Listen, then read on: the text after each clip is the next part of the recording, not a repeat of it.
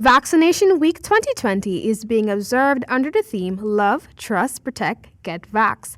And according to the Ministry of Public Health's Maternal and Child Health Officer, Dr. Renika Scott, the Health Ministry, in its continued efforts to protect the public, will continue to provide vaccines for the population, even in the wake of the COVID-19 outbreak.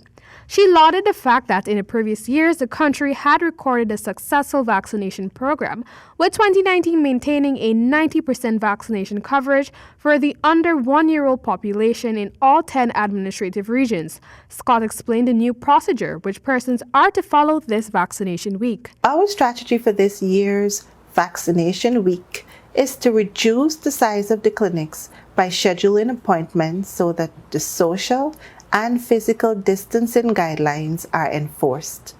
We encourage parents to embrace this strategy as part of their civil responsibility towards flattening the transmission curve of COVID-19. Moreover, the Maternal and Child Health Officer stated that the Health Ministry's expanded program for immunization has vaccination against 17 diseases currently. Scott added that the program not only caters for children, but now includes adolescents, adults, and the elderly.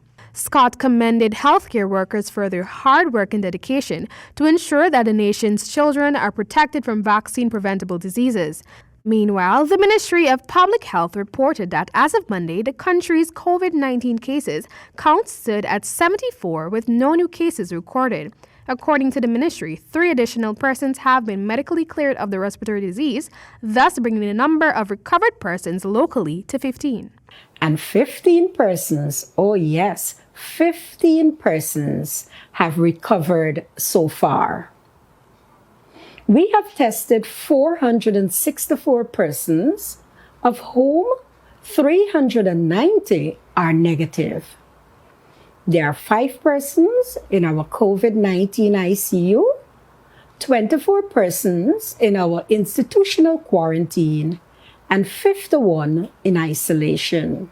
In a national effort to battle against COVID-19, Guyana continues on partial shutdown with the 6 a.m. to 6 p.m. curfew strictly in place. Some other measures that have been instituted include school closure, the closure of non-essential businesses, and travel restrictions.